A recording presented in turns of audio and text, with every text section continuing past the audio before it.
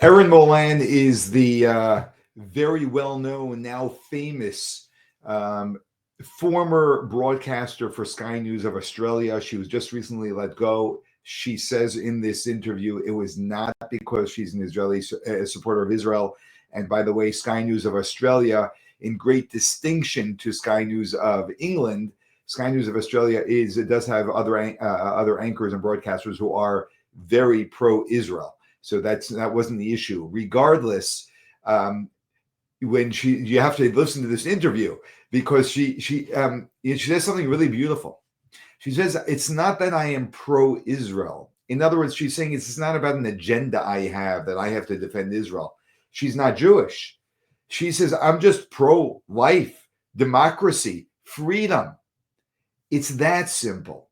It's not about an agenda. It's just about, do we want to support a good, safe world? Listen to this interview. Why you're so into Israel? Well, this is my first trip to Israel. So to be honest, I wouldn't even describe it as being into Israel or pro-Israel or anything like that. I'm just pro-freedom, pro-democracy, pro-good. And I'm very anti-evil. And I'm anti the killing of children in their homes while they sleep. I'm anti what occurred on October 7.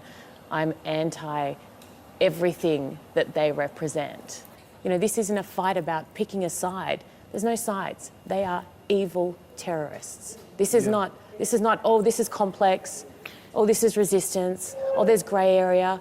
Oh, I'm so confused. I can kind of see both sides' perspective. No. They are evil. I'm not breaking news on the battlefield. I'm not out there kind of revealing big secrets or facts or anything like that. What I'm doing is looking primarily at a very public situation, at what politicians are saying, at what the media is reporting and how they're reporting it, and calling out the utter, complete BS. I feel passionately about making people understand is that every horrific death and suffering in Gaza is the fault of Hamas, the fault of Iran. That is it. That is it. So have your heart broken by their suffering. Mine is too. But understand who is responsible for it.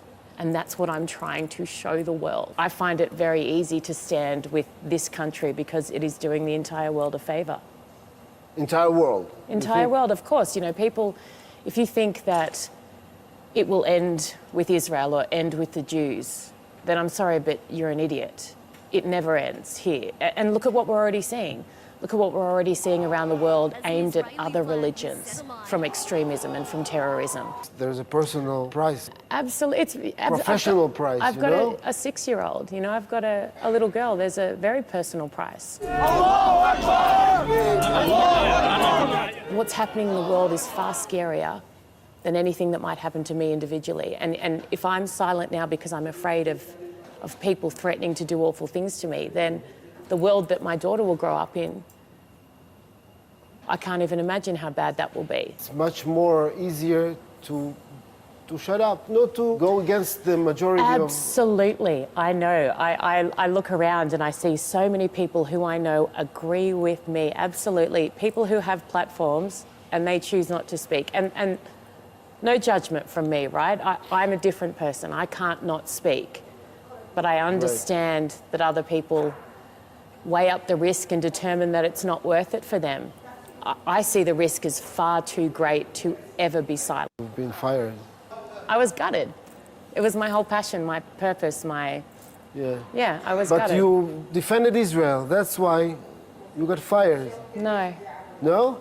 No, not from that job. Have I missed out on opportunities? Have I had opportunities end because of my support? Absolutely. But Sky News Australia is different. Our Prime Minister, our Foreign Minister, absolutely. No argument from me there. I think then the anti-Semitism that we've seen has been empowered by their response. I think a weak response enables those within our communities who are, in my opinion, not good people. It allows them the courage to speak louder. And so we're seeing that. I look back at the immediate reaction in Australia, not the reaction of everyday Australians like me, but the reaction of those who gathered in front of the Sydney Opera House 2 days after to celebrate the massacre. So prior to Israel doing anything, they chanted, they cheered, they laughed, they celebrated. And they chanted. It's so sad, you know. So sad. So, national shame.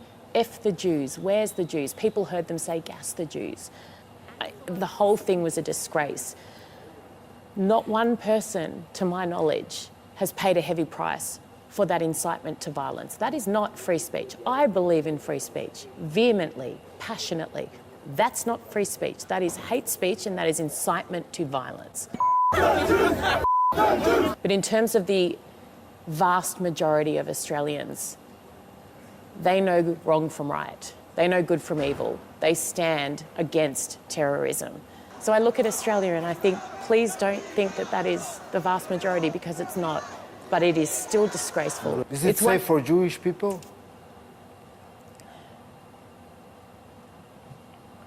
I saw somewhere recently that they had advised Jewish people not to come to Australia.